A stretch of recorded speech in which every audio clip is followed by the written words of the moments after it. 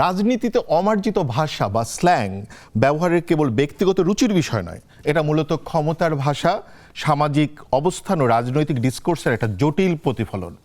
আমরা যদি ডিসকার্সিভ বোঝাপড়ার ভেতর থেকে যাই তাহলে আমরা দেখব যে স্ল্যাং বা গালি ব্যবহারের মাধ্যমে বক্তা প্রচলিত ফরমাল বা ভদ্রলোকের রাজনীতি, পলিটিক্স অফ রেসপেক্টিবিলিটির দেয়ালকে ভেঙে ফেলতে চান।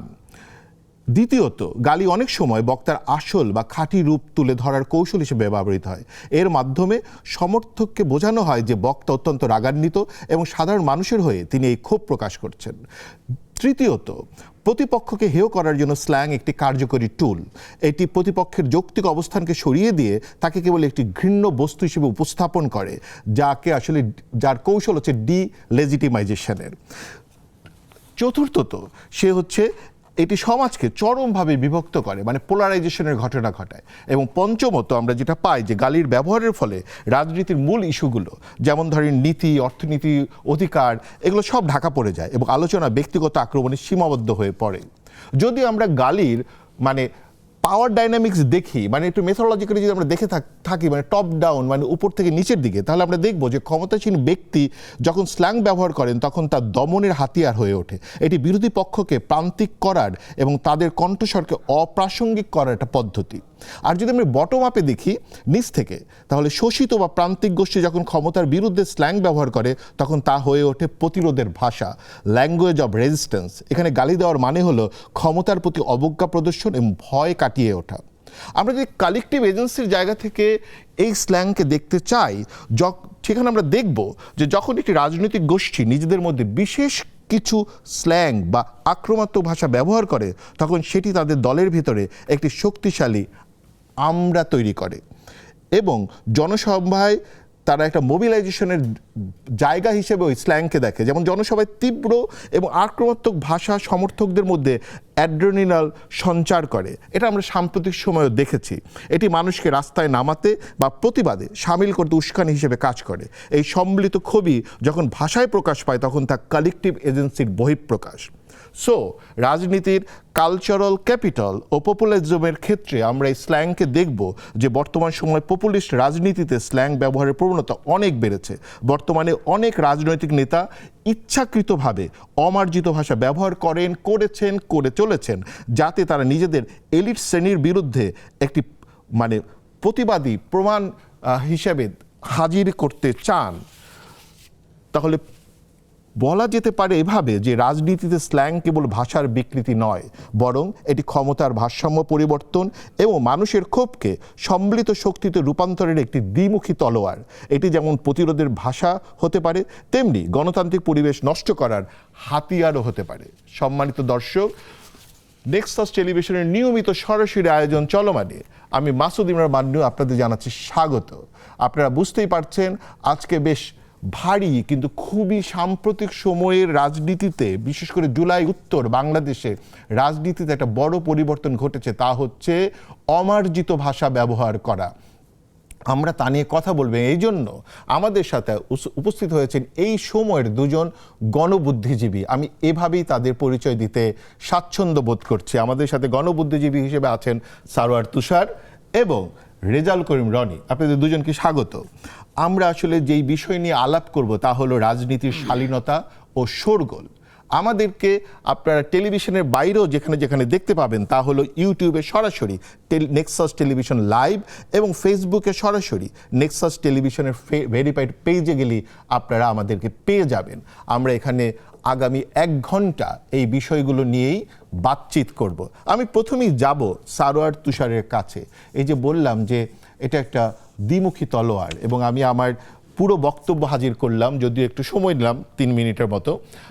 এই ক্ষেত্রে আপনার মতামত জানতে চাই প্রথমে, তারপর আমরা যাব রেজাউল করিম রনির কাছে। আপনাকে ধন্যবাদ এবং বিশেষভাবে ধন্যবাদ। একটা সুন্দর আবহ আপনি তৈরি করেছেন, একটা প্রেক্ষাপট তৈরি করেছেন আমি যখন শিরোনামটা শুনছিলাম তখনই আমি ঠিক করছিলাম যে গালি ব্যাপারটাকে কীভাবে দেখব, এবং তখন আমার মনে হলো যে এটা আসলে একটা সবসময় কনটেক্সট স্পেসিফিক হিসেবে আমাদেরকে দেখতে হবে। এবং আমি এখানে লিখেছি একটা হলো ম্যানিফেস্টেশন অফ পাওয়ার, এবং দ্বিতীয়ত হচ্ছে এটা প্রতিরোধের ধরনও হতে পারে। তারপর আপনি যে ভূমিকাটা দিলেন সেখানে কিন্তু এই কথাটাই আসলো যে এটা আমরা সর্বজনীনভাবে গালিকে সেলিব্রেট যেমন করতে পারবো না, আবার সর্বজনীনভাবে এটাকে খারাপও করতে পারবো না, আবার এটাকে সবসময় ভাষার বিকৃতি হিসেবেও দেখা যাবে না, এটা ভাষারই অংশ। কে কখন কি কারণে ব্যবহার করছে ওই কনটেক্সট ধরে ধরে আমরা যদি বিচার করি তাহলে আসলে গালি ব্যাপারটার সম্পর্কে আমরা একটা অবস্থানে পৌঁছাতে পারবো। আমার একজন প্রিয় নৃবিজ্ঞানী হচ্ছেন জেমস স্কট, তার একটা খুব বিখ্যাত বই হচ্ছে ওয়েপন্স অফ দ্য উইক। তো সেই ওয়েপন্স অফ দ্য উইকে এভরিডে লাইফে উনি কৃষক নিয়ে গবেষণা করছিলেন, কৃষকরা যেভাবে পাওয়ারফুল কিংবা রাজাদের বিরোধিতা করার অনেকগুলো ফর্ম আছে, সবগুলো ফর্ম কিন্তু সরাসরি না, সাটেল অনেক ফর্মও আছে। তো সেখানে অনেকগুলো জিনিসের মধ্যে একটা হচ্ছে আপনার মানে রাজার কর্তৃত্বকে অস্বীকার করার একটা উপায় হচ্ছে গালি, আরও অনেক উপায় আছে। তো সেটা একটা, আপনি দেখবেন যে যখন কোনো একটা গণ আন্দোলন গণসংগ্রাম এগুলো চলতে থাকে তখন গালি ব্যাপারটা অনেক সময় আন্দোলনের অংশ হয়। এবং আমরা নিরাপদ সড়ক আন্দোলনও দেখেছি, স্কুল কলেজের শিক্ষার্থীরা পুলিশকে উদ্দেশ্য করে পুলিশ টুটের টাইম নাই এটা বলেছে, তখন কিন্তু এটা ভদ্রলোক সমাজ আপত্তি করেছে যে না আপনি কেন এইভাবে এই শব্দ ব্যবহার করছেন। তখন আবার তারা এটাকে রাবীন্দ্রিক ভাষায়ও হাজির করার চেষ্টা করেছে যে রাবীন্দ্রিক ভাষায় যদি আমি এই গালিটা দিতাম কীরকম হতো। তো সেটা একটা আছে। আবার আপনি যেটা বলেছেন যথার্থই, এটা অনেক সময় ডিফেমেশনের একটা বড় অস্ত্র, মানে ইন নর্মাল টাইম, বিশেষত ইন নর্মাল টাইম। এবং পাওয়ারফুল লোকেরা যখন এটা ব্যবহার করে তখন আসলে তারা এটা দিয়ে ঘায়েল করতে চায়, যেটা মানে যাদেরকে তারা প্রতিপক্ষ মনে করে তাদেরকে ঘায়েল করতে চায়। এবং এটার আক্রমণের লক্ষ্যবস্তু যে কেউ হতে পারে। ইদানিং পলিটিশিয়ানসরাও এটার লক্ষ্যবস্তু হচ্ছে, বিশেষত নারী পলিটিশিয়ানস হলে তারা এটা লক্ষ্যবস্তু হয়ে থাকে। গালির একটা বড় জিনিস হচ্ছে নারী, রাইট, হ্যাঁ, মানে যে গালির যে শব্দগুলো ব্যবহার করে বেশিরভাগই আসলে মানে নারী কেন্দ্রিক, এটা একটা বিষয়। আবার নারীদেরকে এটা ডিফেম করাটাও সহজ আমাদের সমাজ বাস্তবতার কারণে, এই ব্যাপারগুলো আছে। কিন্তু মানে এই কারণে আমি বলছি যে আপনাকে এইটাকে বিচার করতে হবে সবসময় আর্থ সামাজিক এবং রাজনৈতিক একটা কনটেক্সটের মধ্যে ফেলে। যদি আমরা একটা সর্বজনীন দৃষ্টিভঙ্গি দাঁড় করাতে চাই তখন একটা সমস্যা হবে, কারণ অনেক সময় দেখা যাবে আমরা একটা প্রতিবাদের ধরনকেও, যেমন আপনি দেখবেন যে নবারুণ কিংবা আমাদের আখতারুজ্জামান ইলিয়াস, তাদের সাহিত্যে যে জনগোষ্ঠীকে তারা তুলে এনেছেন তারা কিন্তু তাদের ভাষার মধ্যে এটা এত অতপ্রতভাবে জড়িত, বরং ওই কথাটা না বললেই হয়তো আপনার মনে হবে যে তিনি নিজেকে ফুললি এক্সপ্রেস করলেন না, তাই না? তো এই জিনিসগুলো আছে। এখন আমার মত হচ্ছে যে আপনি এটাকে কখনোই আইনি দৃষ্টিভঙ্গি থেকে বিচার করতে পারবেন না বা ডিল করতে পারবেন না। যেমন ইদানিংকার যে ঘটনাগুলো আমি যদি বলি আমাদের মানে এই সময়কার রাজনীতিতে, যে অনেক ক্ষেত্রে অরুচিকর গালি দিয়েছে, এটা সত্য, কিন্তু অরুচিকর গালি দিলে তাকে আপনি অ্যারেস্ট করতে পারবেন এরকম কোনো আইন কিন্তু বাংলাদেশের আইনে নাই। কিন্তু সেই ক্ষেত্রে যেহেতু রাজনীতিবিদদেরকে গালি দেওয়া হয়েছে তাকে অ্যারেস্ট করা হচ্ছে। আমাদের যে সাইবার সিকিউরিটি আইন আছে সেই আইনের মধ্যে কিন্তু গালির কারণে কাউকে আপনি অ্যারেস্ট করতে পারবেন এরকম কোনো ধারা নেই। ধারা 26, 28, 46 এগুলো আমি দেখার চেষ্টা করেছি। সেখানে খুব স্পেসিফিকভাবে আপনি যদি কারোর বিরুদ্ধে কোনো একটা সম্প্রদায়ের বিরুদ্ধে কোনো ভায়োলেন্স ইনস্টিগেট করেন, হেট স্পিচ ছড়ান, সাম্প্রদায়িক আপনার এমন কোনো বক্তব্য যেটা সাম্প্রদায়িক উস্কানি তৈরি করতে পারে, এগুলোর ক্ষেত্রে আপনি মানে তাকে ধরার সুযোগ আছে। কিন্তু শুধুমাত্র ফেসবুকে একটা অরুচিকর গালি, সেটা হয়তো তার পারিবারিক শিক্ষা, সামাজিক শিক্ষা, অন্য অনেক বিষয়কে আমরা দায়ী করতে পারবো, কিন্তু সেটার কারণে কিন্তু কাউকে অ্যারেস্ট করাটা মানে যুক্তিযুক্ত হবে না। ফলে এই আলোচনার ক্ষেত্রে আমাদেরকে এটাও খেয়াল রাখতে হবে, গালি জিনিসটাকে যেমন আমাদেরকে রাজনৈতিকভাবে দেখতে হবে, যেগুলো অনভিপ্রেত বা যেগুলো অশ্লীল সেগুলোকে যেমন আমাদেরকে কাউন্টারও করতে হবে, কিন্তু অ্যাট দ্য সেম টাইম এটা যেন রাষ্ট্রপক্ষের কাউকে মানে যে তুমি গালি দিয়েছো সুতরাং তোমাকে আমি পাকড়াও করলাম, এটা যেন না হয়। এই জিনিসগুলো মিলিয়ে যদি আমরা চিন্তা করি তাহলে একটা সুবিচার করা যাবে। মানে একটা ভালো জিনিস এসছে, কিন্তু সেখানে একটা প্রশ্নও এসছে মাথায়, সেটা আমরা যাব, এইটার উপরেই আলোকপাত করবেন রেজাল্ট কর্মীর। কিন্তু আপনাকে শুধু বলে রাখি, মানে এই প্রশ্নটাকে রেখে তারপরে রেজাল্ট কর্মীর কাছে যাই, উনিও হয়তো বা রনিও হয়তো বা সেটার আলোকপাত করবেন। সেটা হচ্ছে যে যেমন কোনো কিছুকে নিয়ন্ত্রণ করার কি একটাই পদ্ধতি যে আইন করে, নাকি সামাজিক নর্মসের ভিতর থেকেও হবে, যেটা আমরা আধুনিক মানে মডার্ন পাওয়ারের ক্ষেত্রে বলি সামাজিক নর্মস। এখন নর্মস ডেভেলপ হবে এবং সেটাকে আসলে এথিক্যাল পয়েন্ট অফ ভিউতে শিখে আমরা নর্মস তৈরি করব, নাকি আসলে আইন করি যে কাউকে মানে ভার্টিক্যালি কাউকে সাপ্রেস করব। আমরা রেজাল্ট করব। রনি, আপনার কাছে যাব, আপনি শুনলেন সবকিছু। ধন্যবাদ।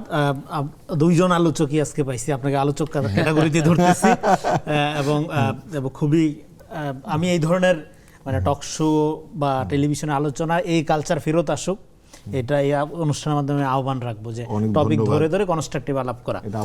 এখানে আপনার আলোচনা, আপনার ভূমিকা আলোচনা এবং তুষারের আলোচনা অনেকগুলো পয়েন্ট চলে আসছে যেগুলো আমি হয়তো অ্যাড্রেস করতাম, কিন্তু যেগুলো চলে আসছে সেগুলো বাদ দিয়ে আমি একটু অন্য জায়গা থেকে শুরু করি। সেটা হলো দেখেন, ধরেন ধর্ষণ, একটা সহজ উদাহরণ দিয়ে, ধর্ষণ বেশি খারাপ, বেশি অশ্লীল, নাকি ধর্ষণের ফলে ধর্ষিতা বা এর ফলে যারা বিক্ষুব্ধ হচ্ছে বা যারা এটার প্রতিবাদ জানাচ্ছে তারা যে এটাকে অকথ্য ভাষায় গালিগালাজ করছে সেটা বেশি অশ্লীল। আমি বলবো ধর্ষণটা অনেক বেশি অশ্লীল দেন এটার ফলে যে প্রতিবাদে যে সমস্ত ভাষা টাষা ব্যবহার করা হচ্ছে তার তুলনায়। তো ফলে এই পার্সপেক্টিভ যদি আমরা মাথায় রাখি তাহলে আমরা দেখব যে ল্যাঙ্গুয়েজ আমরা সম্ভবত যে জায়গায় আলোচনা করছি এটাকে ডিসিপ্লিনে মেথোডোলজিক্যালি ফেললে আমরা বলতে পারবো যে আমরা পলিটিক্স অফ ল্যাঙ্গুয়েজ নিয়ে কথা বলছি। তো পলিটিক্স অফ ল্যাঙ্গুয়েজে আমরা গালি নিয়ে আজকে কথা বলছি, তাই না? তো সেক্ষেত্রে গালিটা আমাদের বাংলাদেশের মানুষ কিন্তু অনেক স্মার্ট, তারা কিন্তু জানে যে এক দেশের বলি আরেক দেশে গালি, তার মানে এটা কন্টেক্সচুয়াল একটা ব্যাপার আসছে। এখন কোন গালিটা আপনি কোন সময় ব্যবহার করছেন সেটা ইম্পর্টেন্ট। এটা কি রেজিস্ট্যান্সের টাইম প্রতিবাদের সময় ব্যবহার করছেন নাকি আপনি কনস্ট্রাকশনের সময় সেই গালি ব্যবহার করছেন? আপনি যে অ্যারোগেন্সটা একটা ফ্যাসিবাদী রেজিমে দেখাচ্ছেন সেটা কি একটা ডেমোক্রেটিক ডক্ট্রিনাল শাসন কাঠামোর থেকে যখন আমরা ফেরত যেতে চাচ্ছি তখন কি সেই অ্যারোগেন্সটা দেখাইতে পারেন কিনা? উত্তর হলো না, আপনি পারেন না। এবং আপনি যে পারেন না এটা ঠিক হবে কিভাবে?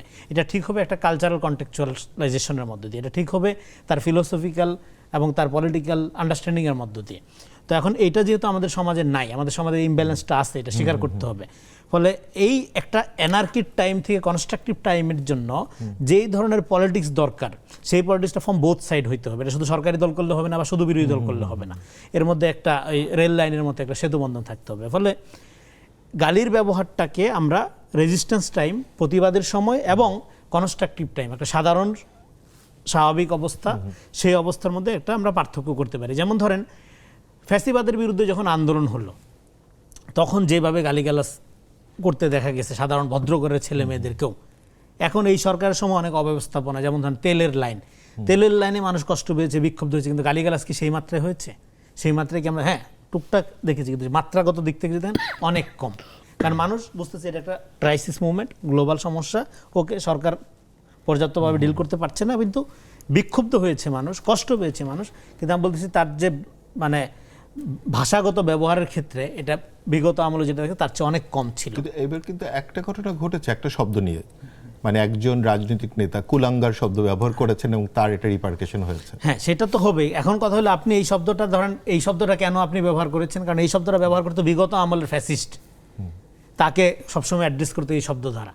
তো তার বিরুদ্ধে আপনি গণ অভ্যুত্থান করে একটা কনস্ট্রাকটিভ ডেমোক্রেটিক প্রসেসের মধ্যে দেখছেন, আপনার কেন এই শব্দ দিয়ে তাকে অ্যাটাক করতে হবে?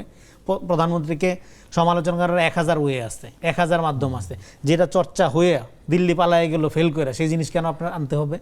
রিপারকেশন। আপনার কি মনে হয় না যে মানে জুলাইয়ের পরে এই প্রবণতা বেড়েছে? আর একটা সোশ্যাল মিডিয়া আরেকটা বড় জায়গা। প্রবণতা বেড়েছে। প্রবণতার বাড়ার কারণটা হইলো আপনার এখানে আমি একটা আলোচনা করতে চাই। আপনার একটা আলোচনা আমি দেখেছি যে সোশ্যাল মিডিয়ার যে এই গালি, সেই আলোচনাটা আমি আজকে একটু অন্য জায়গা থেকে করতে চাই, যেগুলো পুরানা করে ফেলছি সেগুলো করছি একটু। আমি অ্যালেন বাদিওর একটা বই আছে এইজ অফ পর্নোগ্রাফি, এটা 13 সালে বের হয়েছিল, এটা নিয়ে আমি একটা লেখাও লিখেছিলাম হাসিনার আমলেই, 22-23 সালের দিকে একটা লেখা লিখছিলাম, বর্তমানের পর্নোগ্রাফি, মানে পর্নোগ্রাফির বর্তমান, এরকম আর কি। সেখানে আপনি দেখবেন যে পর্নোগ্রাফি একটা কনসেপ্ট আকার এখানে ব্যবহার করা হচ্ছে, এটা নট খারাপ ছবি, নীল ছবি এরকম। সেটা কি, পর্নোগ্রাফি কিভাবে ফাংশন করে? পর্নোগ্রাফি কিন্তু ফাংশন করে যৌনতাকে কেন্দ্র করে, কিন্তু তার মধ্যে যৌনতাই থাকে না। যাকে নিয়ে এত কেন্দ্র, রিয়েল লাইফ সেক্স, আর পর্নোগ্রাফি যা রিপ্রেজেন্ট করে তার মধ্যে সেক্সটাই খালি মিসিং, কিন্তু সেক্সকে কেন্দ্র করে এন্টার পর্নোগ্রাফিক ইন্ডাস্ট্রি তৈরি হচ্ছে একদম। ফলে ফ্যানাটিসিজমটা বোঝার জন্য আপনার এই যে, যেমন আপনি গণতন্ত্রের কথা যদি বলেন, গণতন্ত্রের কথা বলে আপনি যখন মেজরিটেরিয়ান শাসন কায়েম করবেন, আপনি যখন সিলেক্টিভ হিউম্যানিজম করবেন, ইজ পর্নোগ্রাফি। গণতন্ত্রহীন গণতন্ত্র, একইভাবে যৌনতাহীন যৌনতার আয়োজন যেরকম পর্নোগ্রাফি, একইভাবে গণতন্ত্রহীন গণতন্ত্র যখন আপনি চর্চা করেন, ইলেকট্রাল প্রসেসই করেন, সিলেক্টর যেভাবেই করেন, ইটস পর্নোগ্রাফিক ইজ। পার্লামেন্ট, সেখানে মানুষের কথা বলবে, হবে, কিন্তু সেই পার্লামেন্টকে যদি আপনি শুধুমাত্র একটা পলিটিক্যাল টুলস আকারে ব্যবহার করেন, ইটস পর্নোগ্রাফি। কারণ পার্লামেন্টের রোল সেটা না। ফলে যার যেটা রোল না, আপনি যখন সেই রোল থেকে সরায় নেওয়ার মধ্য দিয়ে আপনি যে কন্ডিশনের মধ্যে প্রবেশ করেন, সেটা হলো পর্নোগ্রাফিক কন্ডিশন। তার মানে আপনি বলতে চাচ্ছেন স্যাটায়ার আর ভালগারের যে ডিফারেন্স, রাইট, সে পর্নোগ্রাফিক কন্ডিশন। সেই পর্নোগ্রাফিক কন্ডিশনে কি বাজার নাই আছে, কিন্তু জিনিসটা নিষিদ্ধ, যাই নাও, তারপরে এটা কোটি কোটি মানে আপনার ডলার ইন্ডাস্ট্রি ডেভেলপ হয়ে গেছে। সো এই যে প্রবণতাটা, তাহলে আপনাকে এবং পলিটিক্সটা আপনি দেখবেন শেখ হাসিনার আমলের একটা প্রবণতার কথা আপনি দেখবেন, পাপিয়া কাণ্ড, ক্যাসিনো, তারপর তার মুরাদ এক নায়িকা কেমনভাবে কথা বলতেছে, আপনি ড্রয়িং রুমে বৈশা টেলিভিশনে আপনি নিউজটা দেখতে পারবেন না ছেলে মেয়ে নিয়ে, মানে পলিটিক্সটা এমন একটা জায়গায় নিয়ে যেটা পলিটিক্যাল পর্নোগ্রাফিতে নিয়ে যাচ্ছে, ইভেন সিপি গ্যাংয়ের যে কালচারটা, হ্যাঁ, এবং নারীদেরকে যেভাবে তারা ইয়ে করে, নিয়ে একটা বইও আছে সিপি গ্যাংয়ের কালচার, রেহনুমা আহমেদের একটা বই, ওটা নিয়েও আমি একটা লিখছিলাম। মানে ওদের যে তো ফলে মানে ওদের একটা ছাগল এবং গালির আলোচনাটার ক্ষেত্রে অবভিয়াসলি আমাদের পলিটিক্যাল ইউজ অফ সেক্সুয়ালিটি এই আলোচনাটা রিলেট করতেই হবে, না হলে আমরা সুবিধা করতে পারবো না। তো ফলে সেই দিক থেকে আপনি যদি দেখেন তাহলে আমরা একটা কমপ্লিটলি পর্নোগ্রাফিক এজের মধ্যে আছি। মানে সেইখানে গালির ব্যবহারটা এটাকে ইন্ডাস্ট্রিয়াল লেভেলে নিয়ে যাচ্ছে, এটাকে আরো বাজারজাত করতে সহযোগিতা করছে, এবং এই যে আপনার যৌনতার রাজনীতি সেক্ষেত্রে একটা ব্যাপক ভূমিকা পালন করে। যে কোনো ঘটনাকে দেখবেন যে একটা সেন্সেশনালাইজ করার চেষ্টা করা থাকে, যেটা একটা পর্নোগ্রাফিক কালচার এর মধ্যে থেকে আসছে। সো এই জায়গার থেকে আমাদের যদি আমরা পুরো পলিটিক্সটাকে বোঝার চেষ্টা করি, তাহলে আমাদের সোশিও অ্যানথ্রোপোলজিক্যাল যে ট্রেডিশন, সেই ট্রেডিশনের মধ্য থেকে আপনার একটা ডেমোক্রেটিক ভ্যালুজ ডেরাইভ করে is very challenging job.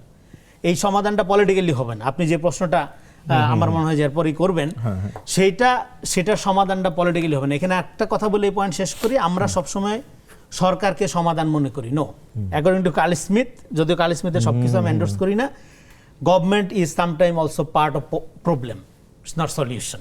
Government itself sometime part of problem. না, আমরা আসলে ধরেন এখানে সমাধান খুঁজছি না, আমরা সমস্যায় প্রশ্নটা রেজ করতে পারলেই চাচ্ছি যে যেমন ধরেন যে গালিটা আসলে নরমালাইজ হয়ে যাচ্ছে কিনা সোসাইটিতে। আমরা এখন একটা ছোট্ট বিরতি নিব, আমরা বিরতির মধ্যে আবার ফেরত আসব। আমরা এই আলাপে আসব যে আসলে আমাদের সমাজে মানে এই যে অমার্জিত শব্দ ব্যবহার করা রাজনীতিতে সেটা খুবই একটি সরলী এবং সাধারণীকরণের বিষয়ে পরিণত হচ্ছে কিনা সেটা আমরা খুঁজতে বসবো এর পরের আলোচনায়। আমাদের সাথেই থাকুন, সঙ্গেই থাকুন, নিশ্চিত ছোট্ট একটা বিরতি।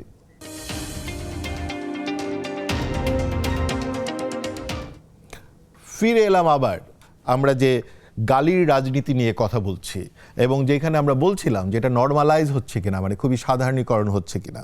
আমরা যেখানে তুষারের সাথে আলাপে ছিলাম এবং তখন একটা প্রশ্ন তার জন্য আমি রেখে গিয়েছিলাম যে আসলে সমাজে কোনো সোশ্যাল কনসেন্ট উৎপন্ন হবে কিনা। এর সাথে রনি একটা দারুণ জিনিস যুক্ত করেছেন, রেজাল্ট করেন রনি, সেটা হচ্ছে যে স্যাটায়ার আর ভালগারের যে পার্থক্যগুলো। আর এটার সাথে আরেকটা জিনিস আমরা যুক্ত করবো, কিন্তু এখানে যদি আপনি একটু রেসপন্স করেন তারপরেই, সেটা হচ্ছে এনসিপির রাজনীতির সাথে। আগে যে প্রশ্নটা আপনি করে গেলেন সেটা হচ্ছে যে এটা কি আইনই কি একমাত্র রাস্তা কিনা এটাকে মোকাবেলা করার। আমার কাছে মনে হয় যে আইন দিয়ে এই জিনিসটাকে, কারণ এটা একটা সোসাইটাল এবং একটা কালচারাল ফেনোমেনন এই গালির ব্যাপারটা, বা যেটাকে আমরা অশ্লীল বলি, ফলে এটাকে শুধু আইন দ্বারা আপনি সাপ্রেস করতে পারবেন না, বরং এখানে আপনার এটাকে আন্ডু, যদি আপনি মনে করেন যে কোনো কোনো ক্ষেত্রে, যে সকল ক্ষেত্রে এটা একটা নেতিবাচক প্রভাব ফেলছে সমাজে, এটাকে আন্ডু করার জন্য অত্যন্ত সৃজনশীল কতগুলো কৌশল মানে নেওয়া দরকার আমাদের রাষ্ট্র, সরকার, কর্তৃপক্ষ সবাইকেই। যেমন আমার মনে পড়লো নবারুণের একটা কথা আছে, যখন তার বিরুদ্ধে যেহেতু এই অ্যালিগেশনটা সবচেয়ে বেশি ছিল যে আপনার সাহিত্যে তো এগুলো মানে যেগুলোকে আমরা অশ্লীল বা গালি বলি সেগুলোর ছাড়া মনে হয় আপনার সাহিত্যই হয় না, তখন তিনি বললেন যে কোনটা অশ্লীল। উনি একটা সুন্দর একটা সংজ্ঞা দিয়েছেন, যা কিছু অসঙ্গত তাই অশ্লীল, যেটা সঙ্গত না সেটা অশ্লীল।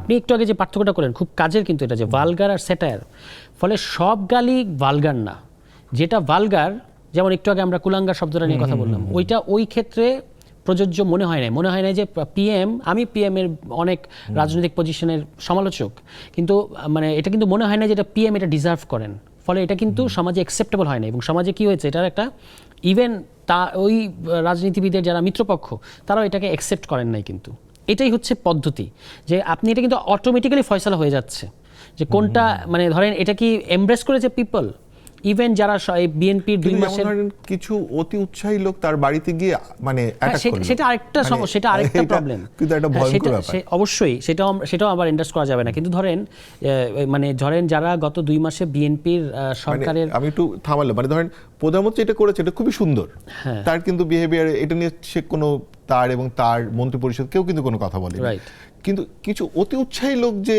মানে আপনি একটা কথা বললেন, এখন একটা কথা বললেন, এরপরে রেজাল্ট করবেন একটা কথা বলে, পরের দিন তার বাড়িতে গিয়ে ইট মারলো। হ্যাঁ, সেটাই, এটা তো আমাদের পলিটিক্যাল কালচারের সমস্যা, এবং সেটা বিএনপি ওইখানে যে খুব বেশি এটাকে বাড়তে দেয় নাই, এটা আমি সাধুবাদ জানাবো। যেটুকু হয়েছে সেটুকু না হলে আরও ভালো হতো। কিন্তু এটা আপনার, আমি বললাম যে ওই কথাটা মানে নিজের দোষেই বাড়ি খেয়ে তার কাছে ফিরে এসেছে, ফলে এটা নিয়ে কিন্তু আর কেউ মানে সেখানে পিএম এর পক্ষই সবাই নিয়েছেন, এবং আমিও কিন্তু তার রাজনৈতিক প্রতিপক্ষ হওয়ার পর এটাকে সমর্থন করতে পারিনি। এটাই হচ্ছে মোকাবেলার পদ্ধতি। আমি সেটাই বলছিলাম যে যখন আপনার একটা যদি কালচার অফ ডেমোক্রেটিক স্পেস থাকে, তার মধ্যে এটা গুজবের ক্ষেত্রেও যেমন সত্য, এটা গালির ক্ষেত্রেও সত্য, তথ্যের যদি অবাধ প্রবাহ থাকে সেই সময় আপনি কিন্তু গুজবকে সার্কুলেট করতে পারবেন না। সেটা সবাই দ্রুততম সময়ের মধ্যে গুজব হিসেবে চিহ্নিত করবে। কিন্তু কখন গুজব কারেন্সি পায়? যখন তথ্যের কোনো মানে প্রভাব থাকে না, তখন গুজবের মধ্যে দিয়ে মানুষ আসলে নিজেকে রিলেট করার চেষ্টা করে কিংবা ওই সময়টাকে বোঝার চেষ্টা করে। একই কথা গালির ক্ষেত্রে। আপনি একটা ডেমোক্রেটিক স্পেসের মধ্যে যদি কেউ গালি দেয়, সেটা যদি ওই ভালগার হবে কি হবে না সেটা নির্ভর করবে এটা কি রেজিস্ট্যান্সের অংশ না কিসের অংশ। ফলে এটা আপনি ওখানেই ফয়সালা করতে চান। যেমন ধরেন যে এখানে একটু বলি যে অপপ্রচার একটা বড় ব্যাপার আছে। মানে যেমন ধরেন যে আমরা হঠাৎ দেখতে পাই যে ধরেন এখন উদীয়মান অনেক নেতার ক্ষেত্রে এটা করছে, কোনো নারীর সাথে তার সম্পর্ক, তার একটা ছবি মানে সোশ্যাল মিডিয়াতে দিয়ে দিচ্ছে। কিন্তু এইটা দেয়াটা কতটা রাজনৈতিক, আমাদের কিছু এথিক্স মেনটেন করতে হবে, বা ধরেন এরকম আসলে দিয়ে দেয়া যাবে কিনা। ধরেন সেইটা সত্য করেছে ধরেন যে উনি করেছেন, কিন্তু এটা পাবলিক স্ফেয়ার, মানে আমরা যেই মানে একটু হয়তো হাইডেগার ঢুকে যেতে হবে মানে পাবলিক স্ফেয়ারের জন্য, মানে পাবলিক স্ফেয়ার আমি কি করব, মানে এই বিহেভিয়ার প্যাটার্নটা আমাদের আসলে তৈরি হচ্ছে কিনা আমাদের মানুষের মধ্যে। না, এটা নিয়ে আমাদের মানে এই পার্থক্যটা তো আমরা এত পরিষ্কার করতে পারি না। পাবলিক স্পেসের আপনার বিহেভিয়ার, প্রাইভেট স্পেসে আপনার বিহেভিয়ার, এবং প্রাইভেট স্পেসের আপনার একটা ভালনারেবল মুহূর্ত, সেটাকে আপনার সম্মতি ব্যতিরেকে কেউ ধরুন সামনে নিয়ে আসছে আপনাকে ঘায়ল করার উদ্দেশ্যে, when you are a public figure, এটাকে আমরা সমাজ গ্রহণ করব কি করব না, এটার ব্যাপারে আমাদের সমাজে সেই পরিমাণে শিক্ষা নাই।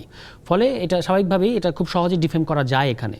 মানে দেখা গেল যে একটা অযাচিত ঘটনা, একটা পলিটিশিয়ানের, আপনার মনে আছে একজন খুব বড় পলিটিশিয়ান আওয়ামী লীগ আমলে তার একটা ব্যক্তিগত মুহূর্ত, সেটাকে যেভাবে রাজনৈতিকভাবে ঘায়ল করার চেষ্টা করা হয়েছিল। ফলে এই জিনিসগুলো তো আছে, এটা তো সরকার এবং রাষ্ট্র তার রাজনৈতিক প্রতিপক্ষ ঘায়ল করার জন্য করে।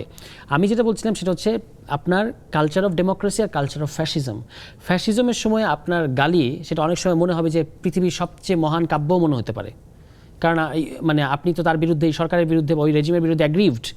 কিন্তু ডেমোক্রেটিক স্পেসে যদি আপনি এটাকে আমার বক্তব্য হচ্ছে আপনি এটা প্লেস করতে দেন, যদি এটা ভালগার হয় তাহলে মানুষ এটা ফয়সালা করে ফেলবে যে না আমরা এটা অ্যাকসেপ্ট করছি না। আবার যদি এটা গ্রহণযোগ্য হয় তাহলে মানুষ এটা গ্রহণযোগ্য করে নেবে। যেমন ধরুন যিনি ওই যে লাইনের কথা রনি ভাই বলেছেন, লাইনে যিনি দাঁড়িয়ে আছেন লম্বা সময় 8-10 ঘন্টা 12 ঘন্টা, তার এমনিতেই মেজাজ খারাপ হয়ে কিছু স্ল্যাং বের হয়ে আসতে পারে, আপনি তাকে তখন দোষ দিতে পারবেন না কিন্তু, ঠিক আছে? কিন্তু ধরুন আপনার নর্মাল সময় আপনি এমনিতেই গালি দেওয়ার চেষ্টা করছেন, তখন কিন্তু মানুষের এটা কানে লাগবে, হ্যাঁ, মানুষ এটা গ্রহণ করবে না। ফলে এটা রিসিপশন করার একটা আপনার অথরিটি মানুষকে দেওয়া দরকার, যে কোনটা রিসিভ করবো আর কোনটা করবো না, এটা মানুষই বিচার করবে। কিন্তু যখন এখানে সরকার এবং রাষ্ট্র ধরুন এটাকে আইন দিয়ে, কর্তৃত্ব দিয়ে এটাকে ডিল করতে যায়, তখন কিন্তু এটা মুশকিল হয়। তার মানে হচ্ছে কি যে আমাদের আসলে সোসাইটিতে যে আমাদের যে শিক্ষার যে পদ্ধতি বা তার ভিতর যে শেখার যে পদ্ধতি, যেমন ধরেন আমাদের এখানে আমরা একটু রেজাল্ট রনির কাছে আসবো, যে ধরেন সোশ্যাল মিডিয়া ব্যবহার করার যে প্যাটার্ন, মানে খুব বিস্ময়করভাবে ফেসবুকে আমরা এখন 4 নম্বর অবস্থানে থাকি যে ইউজারের ক্ষেত্রে।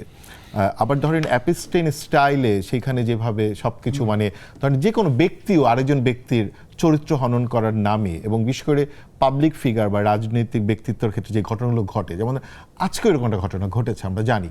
তো এইগুলোর ক্ষেত্রে আপনার মতামত কি? দেখেন, আমি এখানে আলোচনাটা একটু রিলেট করি। গালি নর্মাল সময়ে দেওয়া নিয়ে আমরা আলাপ করলাম। নর্মাল সময়ে গালি যে দেওয়ার চেষ্টা করা হয়, এবং তুষার এখানে খুব সুন্দর একটা পয়েন্ট আনলো যে এটাকে পাবলিকের উপর ছেড়ে দেন।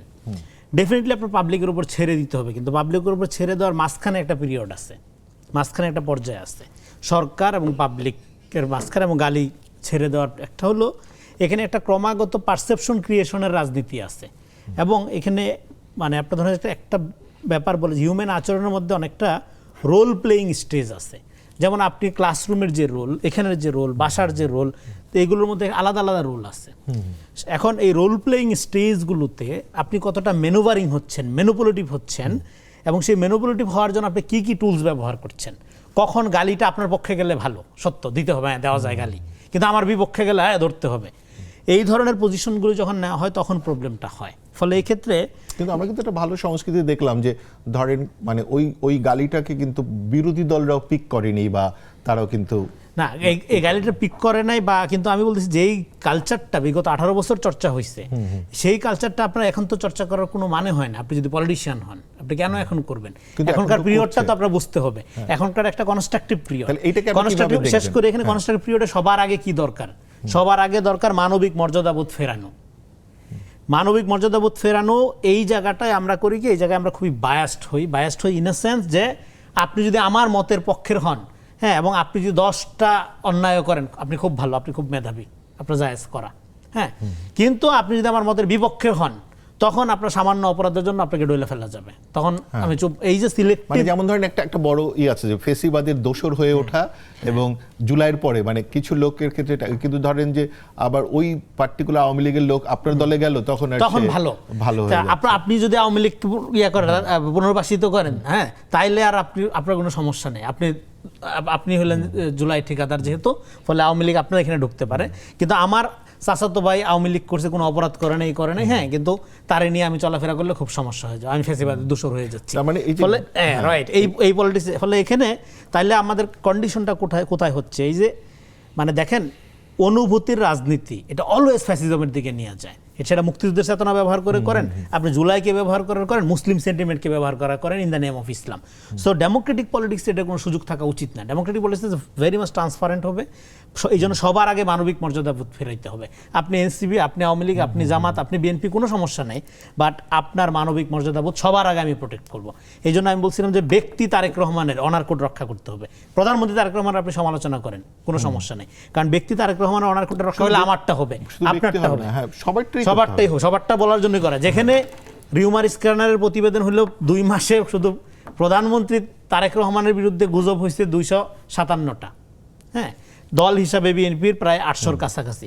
এটা হলো আপনার একটা রিউমার স্ক্যানারের প্রতিবেদন। তাহলে সাধারণ মানুষের ব্যাপারে কি হচ্ছে? আমি যদি শুধুমাত্র আপনার মত বা দলের পক্ষে না বলি, আমার চরিত্র বলে কিছু রাখা হচ্ছে না। প্রত্যেকদিন সকালবেলা ঘুম থেকে উঠে আমাকে 10,000 ফটোকার্ড দেখতে হয়, এবং করোনার পরে তো ফটোকার্ড মহামারীতে আক্রান্ত বাংলাদেশ। এবং এটা কি হচ্ছে? এটা হচ্ছে আমরা যে পলিটিক্স অফ ল্যাঙ্গুয়েজ নিয়ে আলাপ করছি, আর এই জায়গায় থাকছে না। এই জায়গায় থাকলে এটা নিয়ে আমরা হ্যাপি থাকতাম, এই ধরনের হেলদি আলোচনার মধ্যে। এটা যে জায়গায় যাচ্ছে সেটা হলো যে একটা পারসেপশন ক্রিয়েশনের প্রক্রিয়া, এবং ইমিডিয়েট পলিটিক্যাল ফায়দা না, এবং সোসাইটিকে ডিভাইডেড করার মধ্য দিয়ে এইটা আবার মাঠে ভায়োলেন্স গড়ায় দিচ্ছে। কারণ হলো মাঠে তো পলিটিক্যালি শুধু আপনি ফাংশন করেন না, আপনার প্রতিপক্ষ আছে, এবং তাদের অর্গানাইজেশন আপনার চেয়ে অনেক গুণ শক্তিশালী। কিন্তু আপনি সোশ্যাল মিডিয়াতে এমন একটা পারসেপশন ক্রিয়েট করছেন যে আপনি সবচেয়ে শক্তিশালী, বিকজ অফ আপনার বট আইডি আছে বা ফেক অ্যাকাউন্ট আছে, বা আপনার কিছু নিরপেক্ষ বুদ্ধিজীবীও আপনার টোনে কথা বলে।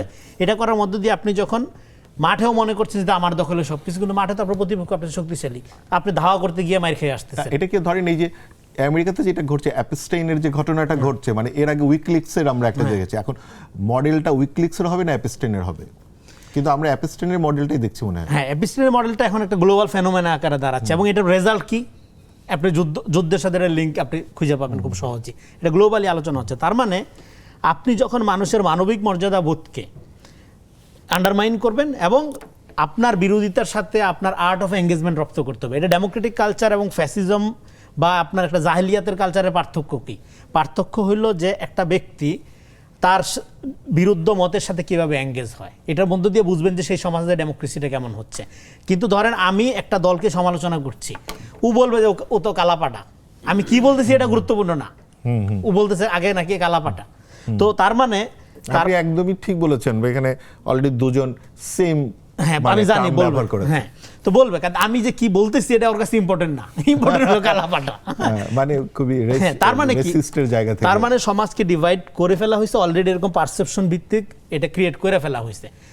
আমার মানে ধরেন প্রচন্ড রকম ভাবে সোশ্যাল মিডিয়াকে ব্যবহার করে এই ধরনের পারসেপশন ক্রিয়েট করার প্রচেষ্টা যারা চালাচ্ছে, এই 2.5 বছর আগে তাদেরকে নিয়ে এই রাজনীতি করা হয়েছে, শুধু সোশ্যাল মিডিয়ায় না, তাদেরকে হত্যাযোগ্য করা হয়েছে পুরো এন্টায়ার পলিটিক্যাল কালচারের মধ্যে, কিন্তু তারা আবার এই জিনিসটা অন্যের উপর চর্চা করতেছে। তার মানে এই জন্য আমি বলতেছিলাম যে এখানে ব্যাপারটা কোন লেভেলে ঘটতেছে। ব্যাপারটা ঘটতেছে যে আমরা এখানে একটা সোসাইটিকে লিকুইড করে ফেলতেছি, আমরা সোসাইটিকে, এখানে কোনো পজিশনকে আমরা অনার করছি না। আপনি যখন কোনো পজিশনকে অনার করবেন না, তখন যেটা হচ্ছে এটা একটা ভায়োলেন্ট ফেনোমেনার দিকে নিয়ে যাওয়া হচ্ছে, এবং সেইটা অসহিষ্ণুতা ভায়োলেন্সের দিকে নিয়ে যাবেই। কারণ হলো আপনি তো এটা করতেছেন, এমন না যে এটা আপনি শুধু আপনার বিরুদ্ধ মতকে খাটো করার জন্য, ডিফেম করার জন্য করছেন। আপনি এটা পাওয়ার স্ট্রাগলের পার্ট আকারে করছেন। আর এটাই আপনার রাজনীতি। আপনার কোনো সংগঠন নেই, আপনার সাংগঠনিক কোনো তৎপরতা নেই। আপনার রাজনীতিটাই হলো পারসেপশন ক্রিয়েট করা, এবং পারসেপশন ক্রিয়েট করার জন্য যেখানে গালি দেওয়া দরকার সেখানে আপনি গালি উৎসাহিত করছেন, যেখানে ডিসইনফরমেশন দেওয়া দরকার সেখানে ডিসইনফরমেশন দিচ্ছেন, যেখানে কারো ক্যারেক্টার অ্যাসাসিনেশন করা দরকার আপনি ভুয়া ফটো কাটছেন, ক্যারেক্টার অ্যাসাসিনেশন করছেন। এইবার রাষ্ট্র কি করবে? রাষ্ট্র নাগরিককে প্রোটেক্ট করবে। আমরা এখন দুইটা সোসাইটিতে বাস করি, একটা হলো ভার্চুয়াল সোসাইটি, একটা হলো অ্যাকচুয়াল সোসাইটি। ফলে এটাকে ইন্টারনেট হাইজিন আপনার মেনটেন করতে হবে। ইন্টারনেট হাইজিন মেনটেন, আপনার রিয়েল সোসাইটিতে ক্রাইম হইলে আমরা স্বরাষ্ট্রমন্ত্রী গালাগালি করি, হ্যাঁ, আমরা অভিযোগ জানাই। তাহলে ভার্চুয়াল সোসাইটিতে নারী, আপনারা ধরেন যে ভিন্ন মত পোষণকারী অ্যাক্টিভিস্ট বা বুদ্ধিজীবী বা লেখক বা কবি, যাই হোক, হোয়াট এভার, নাগরিক, হ্যাঁ, তাকে আপনি প্রোটেক্ট করবেন না? প্রোটেক্ট করতে হবে। প্রোটেক্ট করার জন্য আমি এই জন্য বলছি যে আমাদের হাসিনা স্টাইলে গেলে হবে না, আইসিটি মডেলের লাইন। আমি স্পষ্ট প্রস্তাবনা দিয়েছি, আমাদের যেরকম পর্যটন পুলিশ আছে, আমাদের যেরকম আলাদা বাণিজ্য পুলিশ আছে, এরকম একটা ডিজিটাল নিরাপত্তা ফোর্স হওয়া দরকার। এটা শুধু গালিগালাজ, ডিফেম এগুলো না, অনলাইনে জুয়া হয়, অনলাইনে অনেক ক্রাইম হয়, অনলাইনে ডিজিটাল স্ফিয়ারের যে ক্রিমিনাল অ্যাক্টিভিটিগুলো, এগুলোকে কমব্যাট করার জন্য আমাদের একটা বিশেষায়িত নিরাপত্তা বাহিনী দরকার, যারা জনগণকে, এবং নাগরিকদেরকে, অর্থনৈতিকও প্রচুর অর্থনৈতিক ক্রাইম হিউজ হয়, তো এগুলোর সুরাহার জন্য একটা বিশেষায়িত ফোর্স দরকার, যারা নাগরিককে, রাষ্ট্রকে না। আমি ধরেন রাষ্ট্রের একজন মন্ত্রী বা এমপিকে একজন কটু কথা বললো, আইন প্রয়োগ করলো, নো, আমাকে প্রোটেকশন কে দিবে? আমি তো এমপি না, মন্ত্রী না। আমার প্রোটেকশনের দিক থেকে জিনিসটা হইতে হবে, ক্ষমতার প্রোটেকশনের জায়গা থেকে হলে হবে না। এটা খুবই ভালো। আপনি আসলে দুইটা প্রস্তাবনা দিয়েছেন, একটা হচ্ছে মানবিক মর্যাদা জাগ্রত করতে হবে, এবং আরেকটা হচ্ছে যে আপনি একটা প্রস্তাবও করছেন যে একটা পুলিশিং ব্যবস্থা এখানে তৈরি করা জরুরি। পুলিশিং না, এটা হলো নিরাপত্তা ব্যবস্থা। আমার পুলিশিং করা যাবে না। আমি যখন অভিযোগ করব শুধু অভিযোগের ভিত্তিতে নিষ্পত্তি, কিন্তু আমি কি করব এই ব্যাপারে পুলিশিং করা যাবে না। কিন্তু সেখানে আবেগ খুব কাজ করে। তার মানে এই আবেগ হচ্ছে অনেক বেশি জাতীয়তাবাদ দ্বারা উৎপন্ন হচ্ছে, নাকি আরো অন্য কোনো বিষয় তার সাথে যুক্ত হচ্ছে? এটা অনেক বেশি এখন উৎপন্ন হচ্ছে। ধরেন একটা সেন্টিমেন্ট, এটা কখনো কখনো জাতীয়বাদ দ্বারা হইতে পারে, কখনো কখনো রিলিজিয়াস। আমরা এই আলাপে আসব, কিন্তু তার আগে নিব আমরা একটা ছোট্ট বিরতি। আমাদের সাথেই থাকুন, দেখতে থাকুন চলমান।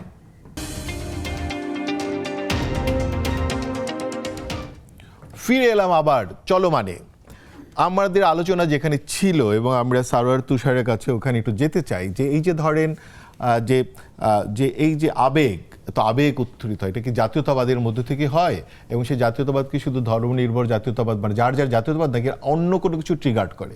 এটার সাথে ক্ষমতার একটা সম্পর্ক আছে। তার সাথে হচ্ছে যেমন ধরেন শব্দ চয়ন, এগুলো নিয়ে যেমন আপনার মার্দিয়া, উনি জামাতের সংসদ সদস্য, উনি প্রথম আলোর বিরুদ্ধে একটা অভিযোগ উত্থাপন করেছে, তাকে নিয়ে যে শব্দ চয়ন করেছে, মানে ধরেন একদম প্রধানতম গণমাধ্যম, যখন আমরা ফেসবুকের কথা বলছি না। এটার সাথে আরেকটা জিনিস যোগ করে দিই, একটু লম্বা হয়ে যাচ্ছে যদিও, আপনি বিরক্ত হবেন কিনা জানি না, যে আপনাদের নিয়ে মানে একজন ব্যারিস্টার সাহেব উনি ফেসবুকে বলেছেন যে এনসিপির রাজনীতি মানে এখানেই শেষ। তো আপনারা কোন রাজনীতি করছেন? ক্ষমতার সম্পর্ক কি? তার সাথে জাতীয়তাবাদের সম্পর্ক কি? রাজনীতি কবে শেষ হয়ে যাচ্ছে? রাজনীতি কবে শেষ হয়ে যাচ্ছে বলা মুশকিল। বিএনপি, আমার মনে পড়লো আর কি কথায়, যে আওয়ামী লীগ আমলে বিএনপির ব্যাপারে অন্তত প্রতিদিন এটা কয়েকবার করে বলা হতো, বিএনপির রাজনীতি নাই, বিএনপির রাজনীতি অপমৃত্যু হয়েছে, ইত্যাদি ইত্যাদি, এরকম। মানে আপনাদের মিত্র কিন্তু যিনি বলেছেন, আই ডোন্ট নো মানে উনিটা কেন বলেছেন, এটা উনি জবাব দিতে পারবেন। কিন্তু আমি দেখেছি যে এটা আসলে হাস্যরসের বিষয় পরিণত হয়েছে, এবং সবাই এটা নিয়ে, আমরাও যেমন মজা করেই শুরু করলাম আর কি। তো এটা আসলে কোনো রাজনৈতিক দল সম্পর্কে এরকম বলা যাবে না যে এখানে কখন শেষ হবে। যদি একটা রাজনীতির উপযোগিতা থাকে সমাজে, সে রাজনীতি গ্রো করবে, আর যদি উপযোগিতা না থাকে, যদি সে তার যে রাজনীতি করার কথা যদি সেটা সে ডেলিভার করতে না পারে, তখন তার আপিল হারিয়ে ফেলবে। আমরা এটা জাস্ট দেখেছি। আপনারা তাহলে ওইটা বলেন যে আবেগটা কোথায় থাকে? আপনারা কি জাতীয়তাবাদী রাজনীতি করছেন? এনসিপি রাজনীতিতে আবেগ একটা খুবই গুরুত্বপূর্ণ উপাদান, যে কোনো ধরনের রাজনীতিতে। আপনি একটা রাজনৈতিক দল, আপনি বিএনপির সামনে দেখবেন যে বিএনপির একটা লোকের সামনে বিএনপির সমালোচনা করা কিন্তু খুব কঠিন হয়, যৌক্তিক সমালোচনা করাও কঠিন হয়। কারণ কি, সে জানে এটা যুক্তিসম্মত কথা, তবু তার একটা আবেগ কাজ করে তার দলের ব্যাপারে। এটা মানে নাথিং রং উইথ ইট। এটা ফলে শুধু জাতীয়তাবাদী রাজনীতি না, বিএনপি একটা ধরনের জাতীয়তাবাদী রাজনীতি অবশ্যই করে। আমি বলছি যে কোনো ধরনের রাজনীতি পরিষ্কার সে জাতীয়তাবাদী রাজনীতি, কিন্তু আপনারা কি জাতীয়তাবাদী রাজনীতি করেন? এনসিপি একেবারে করি না এটা বলা যাবে না, আবার পুরোপুরি জাতীয়তাবাদী রাজনীতি করি। বাংলাদেশপন্থী এরকম বলতে চান? হ্যাঁ, এই কথাটা তো ইদানিং কারেন্সি পেয়েছে, কিন্তু এটা মানে কি অর্থে কখন কে ব্যবহার করছে সেটা ইম্পর্টেন্ট। বাংলাদেশপন্থী বলতে সেটা যদি হয় যে বাংলাদেশের সার্বভৌমত্বের ব্যাপারে এবং বাংলাদেশের বিদ্যমান সমস্ত ধরনের মানুষকে, নট জাস্ট মুসলমান, নট জাস্ট পুরুষ, নট জাস্ট বাঙালি, সকল ধরনের মানুষকে, যত ধরনের মানুষ এখানে আছে, যদি একটা জনগোষ্ঠী বা একটা কোনো গোষ্ঠী তারা সংখ্যায় 100 জন হয়, তাকে প্রোটেক্ট করা এবং তাদের গোষ্ঠীগত জীবন এবং সংস্কৃতিকে বিকশিত হতে দেওয়ার সুযোগ থাকতে যেমন হবে। গত সপ্তাহে আমাদের এখানে আপনাদের একজন নেতা ছিল শিশির, তাকে আমি একই প্রশ্ন করেছিলাম, সে বলছে যে না, আমরা জাতীয়তাবাদী রাজনীতি করি আমি না, এই কারণেই আমরা বললাম যে ইনসাফের ভিত্তিতে রাজনীতি হ্যাঁ করি। হ্যাঁ, বা জাতীয়তাবাদী রাজনীতি যে ধরেন ইনসাফ দিতে পারে না ব্যাপারটা কিন্তু তা না, আবার সব জাতীয়তাবাদী রাজনীতি ইনসাফ ব্যাপারটা সেটাও না। মানে কলোনিয়াল সময়ের যে কলোনাইজদের আর ইনসাফ জাতীয়তাবাদ, কেন, ন্যায় বিচার না কেন? একই কথা, যে যার যেটা, কেউ কেউ ফয়সালা বলবে, কেউ বলবে যে মীমাংসা। আপনারা মানে কালেকটিভলি কোনটা ব্যবহার করতে চান? আমরা তো বলি যে দলগতভাবে ইনসাফ বলি, ন্যায় বিচার বলি। আমি নিজে অনেক দলগত তো একটা পজিশন থাকবে না, দলগতভাবে আমরা কোনো শব্দকে গ্রহণ ভাষা করি তো না। খুব গুরুত্বপূর্ণ হ্যাঁ হ্যাঁ, অবশ্যই, সংস্কৃতি কিন্তু এবং রাজনীতি। না, এখানে শব্দের ক্ষেত্রে আমাদের দলগত পজিশন যদি বলেন, সেটা হচ্ছে যে যেগুলো আমাদের বাংলা ভাষার শব্দ, এখানে একটা কিন্তু মানে গত 21শে ফেব্রুয়ারির সময় খুব অহেতুক কিছু কথা তোলা হলো যে অমুক অমুক শব্দ আমাদের বাংলা ভাষার শব্দ না, যেগুলো বাংলা ভাষায় যেমন ইনসাফ শব্দটা কি বাংলা ভাষায় নাই? ইনসাফ শব্দটাকে আপনার কেন এখন সন্দেহ করতে হচ্ছে? ইনসাফ শব্দটা কি আমাদের দেশে 60-এর দশকের রাজনীতিতে ছিল না? আছে, জুলুম কথাটা ছিল না? এক্স্যাক্টলি। কিন্তু আমার কথা হচ্ছে যখন আমি দলগতভাবে পজিশন নিব, তখন তো একটা রাজনীতি থাকবে আমার। দলগত পজিশন হচ্ছে বাংলা ভাষার স্বাভাবিক বিকাশ। যেমন ওই যে সজীব করিব এটা কোনোটা থাকলে যে সমস্যা, ব্যাপারটা কিন্তু এরকম না। আই আন্ডারস্ট্যান্ড, আমি বলছি যে অনেকে এটাকে সন্দেহ করে, এবং সন্দেহ করে কারো সব ওই যে পারসেপশন। যেমন আমার ব্যক্তিগতভাবে এনসিপির অনেক রাজনীতি আমি এতদিন খেয়াল করছি, কিন্তু যেমন বিএনপি এটা বুঝি যে এইভাবে সে রাজনীতিটা করতে চায়, আওয়ামী লীগ এইভাবে করতে চেয়েছে, জামাত ইসলামী এইভাবে করতে চায়, এটা খুব মানে অলমোস্ট পরিষ্কার যে তাদের পজিশন, এটা বুঝতে পারি বা চেঞ্জ করা বুঝতে, কিন্তু এনসিপিটা বুঝতে পারি না। এনসিপি রাজনীতি একটা ডেমোক্রেটিক রাজনীতি, রিফর্মের পলিটিক্স, এবং এইটার কিছু ক্ষেত্রে এর মধ্যে কিছু ন্যাশনালিস্ট টোন অবশ্যই আছে। কী ধরনের ন্যাশনালিস্ট? যেখানে আমরা বলি যে বাংলাদেশ পন্থা, সেটা হচ্ছে যে আপনার যে কোনো ধরনের আধিপত্যবাদের বিরোধিতার কথা আমরা বলি। সেইটার ক্ষেত্রে আপনি যদি বলেন যে এনসিপি রাজনীতির মধ্যে কি ন্যাশনালিস্ট উপাদান নাই? আছে। কিন্তু এনসিপি কি ন্যাশনালিস্ট কোনো পার্টি? না, এনসিপি পুরোপুরি ন্যাশনালিস্ট পার্টি না। এটা একটা, আমরা বলি যেটা যে ন্যাশনালিস্ট পলিটিক্স অ্যাজ সাচ সবসময় আপনাকে কিন্তু স্টেট ভিশন হাজির করে না, রাষ্ট্র প্রকল্প থাকে না জাতীয়তাবাদী রাজনীতির মধ্যে অনেক সময়। যেমন আমাদের বাঙালি জাতীয়তাবাদী যে রাজনীতি, যেটা ডমিনেন্ট ছিল এতদিন, এটার প্রধান একটা ক্রিটিক কিন্তু এটাই যে তার রাজনীতির মধ্যে অ্যাজ সাচ কোনো রাষ্ট্র প্রকল্প নাই। সে অনেক সময় ভারতীয় ইউনিয়নের অংশ হয়ে যেতে চায়, মানে তাদের কোনো এলিমেন্টস, ঠিক আছে। কোন বাঙালি জাতীয়তাবাদ? এটাও একটা প্রশ্ন। এই জন্য বাংলাদেশি কথাটা অনেকে প্রেফার করে কেন? কারণ বাংলাদেশি কথাটার মধ্যে তো আপনি বাঙালিকে বাদ দিয়ে দিচ্ছেন না। বাংলাদেশি তার মানে ফরহাদ মাজার সাম্প্রতিক সময় বলেছেন যে একই ভাষার মানুষ ভিন্ন রাষ্ট্রে থাকলে তাদের স্বার্থ ভিন্ন হয়। অফকোর্স, এটা তো কথা সত্য। বাংলাদেশের যে বাংলা ভাষা আমেরিকাতে থাকে, তার স্বার্থ ভিন্ন হয়। ধরেন উনি কথাটা, আমার ধারণা, পশ্চিম বাংলা আর বাংলাদেশকে ইঙ্গিত করে বলেছেন। আমি যদি ওনার কথাটা অন্য পার্সপেক্টিভে নিতে চাই, উনার কথাটা শোনার পর থেকে আমি ভাবছি যে আমাদের তো বাংলা ভাষী তো আমেরিকাতে থাকে, কানাডায় থাকে, অস্ট্রেলিয়াতে থাকে, তো তাদের ক্ষেত্রে কি হবে? যদি যারা প্রবাসী বাংলাদেশি বাঙালি, তারা তো এই দেশের নাগরিক, এই রাষ্ট্রের নাগরিক, তাদের স্বার্থ সবসময় আমাদের চেয়ে ভিন্ন, ব্যাপারটা সেটা বলা যাবে না। কেন? কারণ তাদের তো আত্মীয় স্বজন এখানে আছে। তো আমরা একটু তাহলে রেজাল্ট মানে করিম রনির কাছে যাই।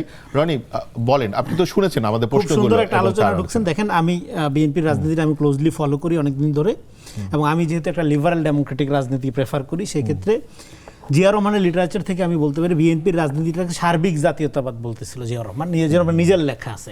সার্বিক জাতীয়তাবাদ কোন অর্থে? আমরা বাঙালি জাতীয়তাবাদ যেটা একটা ট্রাইবাল, ল্যাঙ্গুয়েস্টিক, ভাষাভিত্তিক ইয়ে করে ব্যবহার করে তৈরি হয়েছে, এইটার একটা ফ্যাসিবাদী প্রবণতা আছে, জিয়া রহমান সেই সময়ই বুঝছিল। এই জন্য উনি বলতেছে আমাদের যে বাংলাদেশি পরিচয়টা, এটা একটা সার্বিক জাতীয়তাবাদ, এর মধ্যে সব আছে, কোনো কিছুকে আমরা সিঙ্গেল আউট করব না, ভাষা প্রদান করব না, ধর্ম প্রদান করব না, সার্বিক করব। তার মানে বাংলাদেশি এই পরিচয়টা হলো আমাদের সিভিলাইজেশনাল আইডেন্টিটি। আপনি কলকাতায় থাকেন, নিউ ইয়র্কে থাকেন, মরক্কোতে থাকেন, যেখানেই থাকেন না কেন, বাংলাদেশি পরিচয়টা আপনি বিলং করতে পারেন। যেরকম ইরানিয়ান সিভিলাইজেশন, ইন্ডিয়ান, রাশিয়ান, আপনি যে দেশে থাকেন না কেন। হ্যাঁ, সো এইটা একটা সিভিলাইজেশনাল আইডেন্টিটি আমাদের, যেটা এখনো পর্যন্ত ফিলোসফিক্যালি আমরা ক্লেম করি নাই বা আর্টিকুলেট করি নাই। ভাব আন্দোলন বইয়ে কিন্তু এই বাংলাদেশ রাজনীতির একদমই বিরোধিতা করেছেন, বলেছেন যে এটা রিপার্কেশন। রাইট। ফরহাদ মজার কেন এটা বিরোধী করেছেন? ফরহাদ মজার এন্টার প্রকল্পটা বৃহৎ বঙ্গের আইডিয়া দ্বারা, এবং এইটা এটা ইমাজিনেশন বা philosophically engage with the Bengali nationalistic identity. কারণ তার যে বেঙ্গলি ন্যাশনালিস্টিক আইডেন্টিটি বা বাংলার আইডিয়াটা, এইটা নিহারঞ্জন রায়দের মতো না, কিন্তু এটা আসছে যে আপনার হিন্দু সংস্কার আন্দোলন যেটা, ভাব আন্দোলন যেটা বলে, আপনার চৈতন্যদেব হইয়া ফকির লালন পর্যন্ত যেটা, এখানে সেই ইসলামকে ইনকর্পোরেট করছে, কিন্তু করছে ততখানি যতখানি তার এই প্রকল্পের জন্য যায়। হ্যাঁ, তো ফলে এটার ক্রিটিক আমি আলাদা করে অনেকভাবেই করছি, কারণ এর মধ্যে কিন্তু বেসিক কমান্ডমেন্ট নাই। কমান্ডমেন্ট একটা আগাম্বিয়ান ওয়ার্ড, বাইবেলিয়ান ওয়ার্ড, যেখান থেকে উইল টু পাওয়ার ডিরাইভ করে। ফলে ভাব আন্দোলনকে উনি একটা পলিটিক্যাল প্রস্তাবনা আকারে হাজির করছেন, কিন্তু যেখান থেকে বেসিক কোনো উইল টু পাওয়ার ডিরাইভ করে না। কারণ ফকির লালনের দেখবেন জমিদার বিরুদ্ধে আন্দোলনে তারা দাঁড়াইলো, এগুলো অনেক ধরনের ইতিহাস পান। ইসলাম সহজিয়ার ভিতরে তো ইসলাম আছে, কিন্তু এখান থেকে কোনো পলিটিক্যাল অর্ডার ডিরাইভ করে নাই আপনার এই 150 বছরেও। সো এটা একটা ডেড কেস করতে। হ্যাঁ, ফলে এটা ফিলোসফিক্যালি ম্যাথোডোলজিক্যালি খুবই স্ক্যান্ডালাস একটা টেক্সট। এটা ম্যাথোডোলজিক্যালি সে জাস্টিফাই করতে পারবে না, সেটা আমি বহুবার অনেকবার ক্রিটিক করে দেখাইতে পারবো আপনাকে। ফলে এইটার কোনো পলিটিক্যাল পসিবিলিটি অন্তত নেই। কালচারাল টুলস আকারে আপনি পড়তে পারেন, স্টাডি করতে পারেন, ফাইন অ্যাবসুলেট, কিন্তু এটা অ্যাজ এ পলিটিক্যাল ফিলোসফি এটা 2 বছর কোনো আপনার রেলিভেন্সি বাংলাদেশে থাকবে বলে আমার মনে হচ্ছে না, আগামী দিনেও দেখা যায়নি। তো যাই হোক, ফলে এই যে সিভিলাইজেশনাল আইডেন্টিটি, এটাকে যতক্ষণ না পর্যন্ত আপনি বুঝতে না পারবেন, হ্যাঁ, এবং এটা যে আপনি বললেন যে তার মূল থিসিস এটা বিরোধিতা করছে, অথচ আমরা জানি আপনি দুগিন পড়েন যদি ভালো করে ইউরোএশিয়ান ভিশন, এখন আমরা একটা মাল্টিপোলার ওয়ার্ল্ডে প্রবেশ করছি। মাল্টিপোলার ওয়ার্ল্ডে আমি টিকে থাকবো, যে মাদুরোকে চ্যাংদোলা করে তুলে নিয়ে আসছে আমেরিকা, তার মানে আপনি টিকে থাকার জন্য আপনার একটা পোলের অংশ হইতে হবে, আপনার একটা সিভিলাইজেশনাল আইডেন্টিটি লাগবে। নেশন স্টেটের মধ্যে আপনি আর সেফ না। এই যে ন্যাশনাল স্টেট আইডেন্টিটির কথা বলতেছে, আমরা যে এখন ইউএস পোলের ভিতরে আছি, এটা ঠিক আছে, এটা কেমন আছে? ইউএস পোলের ভিতরে আছি আমরা, এটা বলা যাচ্ছে না তো, কারণ আপনি তো অন্যদিকেও, কারণ আমরা তো ইরান প্রশ্নে আমাদের বিরোধী দল এবং সরকারি দল দুজনের একই অবস্থান না, এটা 2 ধরনের মিশ্র অবস্থান তো দেখা যাচ্ছে। কারণ আমাদের তো ট্যাঙ্কার মনে এখনো ছাড়িনি, হরমুজ ক্রস করতে পারিনি না। এইটা আমি দেখছি যে এই নিউজটা পরে আপনার কারেকশন দেওয়া হয়েছে যে এই নিউজটা সঠিক না, যে বাংলাদেশ কোনো পজিশন নেয় না। বাংলাদেশ আধিপত্যবাদের বিরুদ্ধে পজিশন নিচ্ছে, বা আপনার প্যালেস্টাইনের পক্ষে পজিশন নেয় সবসময়। আমরা যদি দেখি যে সে যে মানে প্রেস রিলিজ করেছে, সেইখানে তো ধরেন স্কুলে যে আঘাত হয়েছে, 170টা বাচ্চা মরে গেল, 40টা স্কুল আঘাত হলো, সেগুলোর কিন্তু কোনো উল্লেখ নাই, এবং সেটা নিয়ে কোনো আমাদের সরকারি দলের ইস্যুও নাই, প্রেস রিলিজেও নাই। বিরোধী দল এই যে এনসিপি, এরাও কিছু বলছে না, কিন্তু এনসিপি মানে জামাত ইসলামী, এরাও কিন্তু যে বিবৃতি দিয়েছে সেখানে নাই, যে কারণে ইরানের কিন্তু এখানে অ্যাম্বাসেডারটা খুব মজার কথা বলেছে, যুদ্ধ একদিন শেষ হয়ে যাবে, কিন্তু আমরা আচরণ মনে রাখবো, মানে আমরা আচরণ মনে। এইটা দেখেন, একটা স্টেট এবং রাজনৈতিক দল একভাবে আচরণ করবে না। যুদ্ধটা অলরেডি একটা কমপ্লেক্স জায়গায় চলে গেছে, বা এখান থেকে নেক্সট ওয়ার্ল্ড ওয়ার, বাংলাদেশ কি তাহলে আমরা আমেরিকান পন্থী মনে করি শুরু হয়ে যেতে পারে। আমি কোন পন্থী সেটা আমরা এখনই ডিসাইড করতে পারছি না, কারণ আগামী দিনে যে এটা ব্লক চেঞ্জ করবে না, এটা আপনি গ্যারান্টি দিয়ে বলতে পারছেন না। হ্যাঁ, সেটা আগামী দিনের কথা, কিন্তু এখন আমাদের সরকারি দল বিরোধী দল দুজনেই আমেরিকান পন্থী। এই আলোচনাটা আসতেছি, কিন্তু আমি যে জায়গাটা পরিষ্কার করতে চাই, ফলে এই যে মাল্টিপোলার ওয়ার্ল্ডে আপনি যদি একটা পোলের অংশ হওয়ার উপযুক্ত হইতে না পারেন, আপনি যে বলছেন আমি তো আমেরিকান পোলের অংশ যে গ্যারান্টি দিতে পারছি, কারণ আমেরিকার সাথে আমার তো সামঞ্জস্যহীন চুক্তি আছে, সেখানে তো আমি পেনিট্রেট করতে পারছি না। ফলে আমি আমেরিকান পোলের অংশ হয়ে গেছি এটা তো আমি বলতে পারছি না, কারণ সেখানে তো আমি ন্যায্য হিস্সা পাচ্ছি না। হ্যাঁ, তো ফলে পোলের অংশ, সেটা আপনি যেই পোলেরই হন, পোলের অংশ হওয়ার জন্য আপনার কিছু সেলফ ক্যাপাসিটি অর্জন করতে হবে। সেই ক্যাপাসিটি অর্জন করা ছাড়া হবে না, এবং সেই ক্যাপাসিটি অর্জন করতে হইলে আপনার ভিন্নতা সত্ত্বেও ন্যাশনাল এক্সিলেন্সিকে ইনকর্পোরেট করতে হবে। একটা চাকমা ছেলে প্রতিভাবান, ও আপনার জাতির অংশ। একটা হিন্দু মেয়ে খুব গুরুত্বপূর্ণ, ও আপনার জাতির অংশ। ফলে এইভাবে নিয়ে এখন হচ্ছে জেনেটিক ইঞ্জিনিয়ারিং এ অনেক কাজ। হ্যাঁ, এখন এইভাবে যদি আপনি জাতিকে ফ্লারিশ করতে পারেন, যেটা আমেরিকা কেন সুপার পাওয়ার বলা হয়, because of say knowledge industry, কিন্তু আমরা নলেজ ইন্ডাস্ট্রিতে সুপার পাওয়ার।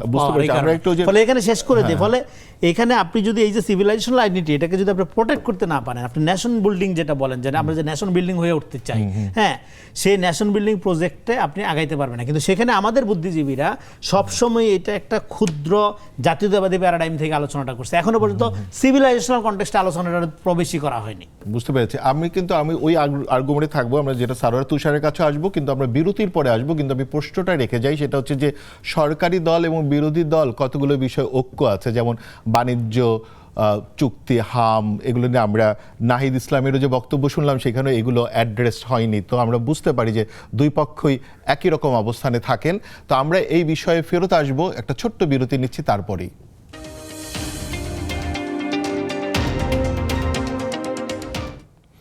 ফিরে এলাম আবার চলমানে।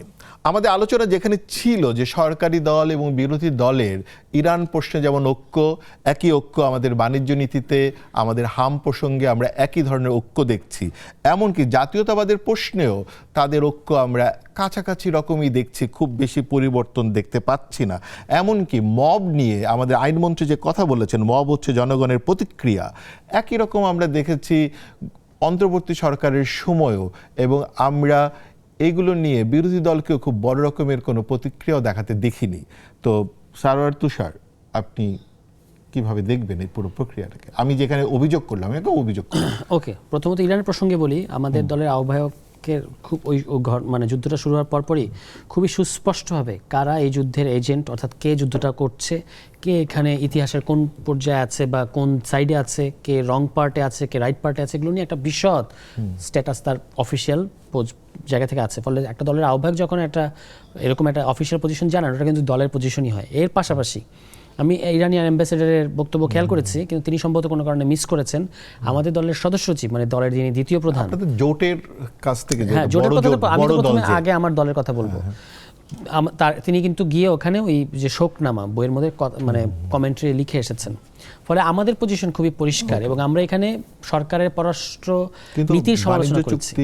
বাণিজ্য চুক্তির ব্যাপারেও হ্যাঁ এটা সত্য যে আমাদের এটা পার্লামেন্টে এই আলোচনাটা আসে নাই, কিন্তু আমরা মনে করি যে রুমিন ফারহানা বলেছেন তুলেছিলেন। এটাকে আমি জানতেও চাই একটু যে মানে ধরেন একজন ব্যক্তিগত স্বতন্ত্র মানে এই যদি কোনো প্রশ্ন উত্থাপন করেন, এবং তাকে তো বলতেও দেওয়া হয়নি, বন্ধ করে দেওয়া হয়েছে, কিন্তু বিরোধী দল হিসেবে আপনাদের দল বা বড় দলগুলো সেটাকে অ্যাড্রেস করেনি। না, এটা করা উচিত ছিল এই পার্লামেন্টের। আপনি যদি বলেন এটা আমি আপনার সাথে একমত যে একটা সমালোচনা হবে এই অধিবেশনের, এত বড় একটা অধিবেশন গেল, কিন্তু এখানে এই যে চুক্তি নিয়ে অনেক বেশি এখন কথা হচ্ছে সেটা নিয়ে কোনো আলোচনা নেই। তার বক্তব্যেও এটা আসে নাই, এটা অনেকগুলো প্রশ্নটাও আসেনি। এই দুটো জিনিস ছুটে গেছে, এটা সত্য। কিন্তু এর মানে এই না আমরা বলেছি হামকে আপনি মনে করেন না যে কাঠামোগত হত্যাকাণ্ড? ডেফিনেটলি, এবং এইটার আমি অনেক জায়গায় খুব প্রকাশ্যে বলেছি যে এটার পেছনে যারাই দায়ী থাক, আপনি একটা তদন্ত কমিশন করেন, এবং কাদের ফেলিয়ারের কারণে এই একটা ভয়ঙ্কর অপরাধ ঘটে যাচ্ছে আমাদের চোখের সামনে। গতকালকেও 17 জন শিশুকে আমরা মানে এটা হত্যাই বলবো, যে হত্যা করা হয়েছে। তো সেটা বের করা দরকার, এবং সরকারের এখন পদক্ষেপ নেওয়া দরকার, যেহেতু এই ক্রাইসিসটা তারা শুরু করে নাই, কিন্তু তারা এটার মধ্যে পড়েছে। এখন তাদের উচিত হচ্ছে আমাদের প্রত্যেকটা লাইফ বাঁচাতে হবে বাচ্চাদের। আপনি জানেন যে আমাদের সংসদ সদস্য আতিক মুজাহিদের বাচ্চাও কিন্তু হামে আক্রান্ত। ফলে এটা একটা খুবই সিরিয়াস ক্রাইসিস। এটা শুধু দোষারোপের না, যেটা ইন্টারিমের দায় না এই বিএনপি সরকারের দায়। বিষয়টা হচ্ছে তদন্ত কমিটি হতে পারত, তদন্ত কমিটি হওয়া দরকার। আমি এখনো মনে করি এটা তদন্ত কমিটি হওয়া দরকার। যে আমরা রিপোর্ট দেখলাম যে গত সরকারও মানে টিকা কিন্তু 2 ফেজে মোটামুটি 90% কভার করেছে। তাহলে কি টিকার মান খারাপ ছিল, মেয়াদ উত্তীর্ণ ছিল, না কি ছিল? এত টিকা দেওয়ার পরেও কেন হাম? এটা তো শুধু ধরেন মন্ত্রী বা উপদেষ্টা একা দায়িত্ব হয় না, এটা তো পুরো কাঠামো আছে। এক্স্যাক্টলি, হ্যাঁ। এবং মূল কথাটা হলো এখানে একটা স্বাস্থ্য মন্ত্রণালয় আছে। স্বাস্থ্য মন্ত্রণালয় যে কাঠামো, ওই উপদেষ্টা আর মন্ত্রী বাদ দিলে বাকি সব সেটআপ তো একই রকম। ফলে তারা তো দায় এড়াতে পারবে না। তো কেন? হ্যাঁ, তো এটা বুঝতে পেরেছি। একটা জায়গায় হচ্ছে মানে রনি, আপনি কি এটা নিয়ে, এই ঐক্য নিয়ে কিছু বলতে চান কিনা? দেখেন, আমি মনে করি সময় কমে আসছে একদম। ঐক্য না, আমি মনে করি দেখেন এই চুক্তিগুলো যখন করা হচ্ছিল বিগত ইন্টারিম আমলে, বিএনপির তরফ থেকে স্পষ্ট প্রতিবাদ জানানো হয়েছিল। তারেক রহমান তখন লন্ডনে, উনি বলেছিল বন্দর এবং এই চুক্তিগুলোর ব্যাপারে বলা হয়েছিল যেগুলো জাতিকে দীর্ঘমেয়াদে প্রভাবিত করবে, এই ধরনের কোনো চুক্তি অন্তর্বর্তীকালের নির্বাচিত সরকারের করার কোনো এখতিয়ার নেই। শেষ করি, এখন এই চুক্তিগুলো করার পরে চুক্তিতে এমন কোনো এতগুলো চুক্তির মধ্যে এমন কতগুলো ক্লজ দেওয়া আছে যেগুলো দুই তরফ থেকে গোপনীয়তার শর্ত মেনটেন করতে হবে। তো ফলে যেগুলো আমরা জানতে পারছি, এগুলো যুক্তরাষ্ট্রের পক্ষ থেকে যেগুলো ডিসকাস করা আছে সেগুলোই শুধু আপনি জানতে, কারণ চুক্তির শর্তের মধ্যে এটা আছে, গোপনীয়তার একটা শর্ত থাকে, আপনি জানেন যে কোনো বাইলেটারাল চুক্তিতেই। ফলে আপনি চাইলেও এইটা সবকিছু ডিসক্লোজ করতে পারবেন না, কারণ আপনি জানেন তো যুক্তরাজ্য গ্লোবাল নন ডিসক্লোজার কিছু জিনিস থাকে। কিন্তু আমরা যেগুলো জানতে পারছি অলরেডি, তাতেই বাংলাদেশ ক্ষতিগ্রস্ত হচ্ছে, এমন কতগুলো জায়গা আছে। বাংলাদেশের লাভ হচ্ছে খুব সামান্য, এখন আমরা এটা জানতে পারছি। অথচ ইন্টারিমের আমলে এই চুক্তিগুলো যখন করা হয়, তখন এই ধরনের নিরপেক্ষ বুদ্ধিজীবীগুলো কলাম লিখে টক শুতে বলতেছে এর চেয়ে ঐতিহাসিক চুক্তি আর হয় না, বাংলাদেশ অনেক জোর আগায় যাবে, হ্যাঁ আমেরিকা আমাদের একদম স্বর্ণযুগে নিয়ে যাচ্ছে। এইটার পক্ষে অনেক মতামত উৎপাদন করার চেষ্টা করা হয়েছিল, তাদেরকে ধরা উচিত। এবং পরিষ্কার এবং হামের ব্যাপারে আমি আমি বলবো এটা জরুরি অবস্থা ঘোষণা করা উচিত সরকারের, এবং যে সমস্ত এলাকার একটা তদন্ত কমিটি হওয়া উচিত, বিচার তদন্ত এগুলো নিয়ে কথা বলা হলো, একদম অবশ্যই করতে হবে। সমর্থন করেন কিনা তুষার যেটা উত্থাপন? ডেফিনেটলি। এবং শুধু না, আগে তো বিচার তদন্ত আগে লাইফ সেভিং, বাচ্চাদের জীবন বাঁচানোর জন্য জরুরি অবস্থা ঘোষণা করে এইটা ওই এলাকাগুলো প্রয়োজনে আপনি যেহেতু ছড়াচ্ছে ছোঁয়াছে আপনি ওই এলাকাগুলো আলাদা আইসোলেট করেন, বাচ্চাদের জীবন আর বাঁচান। শেষে শুধু একটা এবং comments চিকিৎসা করেন। ব্যবস্থা পর্যাপ্ততা না থাকলে এটা দ্রুত সমাধান 2 করেন। সেকেন্ড একটা কমেন্টস করেন আমাদের এই যে গালির রাজনীতি নিয়ে, যেখানে আমরা শেষ করব। গালির রাজনীতির ক্ষেত্রে আমাদের প্রথমে এটার কোনো পলিটিক্যাল অর্জন নাই, এটা যারা রাজনীতি করেন এটা মনে রাখতে হবে। এবং আপনারা যারা মনে করছেন যে ফেক ভাবে অন্যকে ডিফেম করে আপনারা আগায় যেতে পারবেন, আগাইতে পারবেন না। কারণ হলো যে লোকটা রিয়েলি রাজনীতি করে বা রিয়েলি ইন্টেলেকচুয়াল অ্যাক্টিভিটি করে সে আপনার ভ্যালিডেশন প্রত্যাশা করে না। যেমন আপনি আমাকে যদি গালি দেন, আপনি যদি আমাকে মিজার করেন, আমি তো আপনার ভ্যালিডেশন নিয়ে কথা বলি না। একটা মতামত শুধু জানতে চাই, এ নিয়ে আপনি লাস্ট কিছু বলতে চান গালির রাজনীতি? না, ডেফিনেটলি গালির রাজনীতিকে এটা মানে আমার মনে হয় যে সমাজ এবং রাজনীতির উপর ছেড়ে দেওয়া উচিত। যেটা আনএক্সেপ্টেবল সেটা মানুষই বলবে যেটা আনএক্সেপ্টেবল। ওকে, ধন্যবাদ অনেক, আপনাদের দুজনকে অনেক অনেক ধন্যবাদ এত চমৎকার করে আলোচনা করার জন্য। এবং আমরা আসলে বুঝতে হবে আমাদের সমাজকে, মানুষকে, যে একটা কথাই যে সেটা হচ্ছে যে মানে আপনি কোথায় বেদনা জাগাবেন, মানে কে হয় হৃদয় খুঁড়ে বেদনা জাগাতে ভালোবাসে এবং কার বেদনা কোথায় জাগবে কোথায় জাগবে না, এই বিষয়গুলো আমাদের বুঝতে হবে, আমাদের আন্ডারস্ট্যান্ড করতে হবে এবং সেই ভাবে আমাদের কাজ করতে হবে এবং আমাদের রাজনীতি সুস্থ দাঁড়ায়, সুন্দর ভাষায় ফেরত আসুক। সবাইকে অনেক অনেক ধন্যবাদ চলমান দেখার জন্য।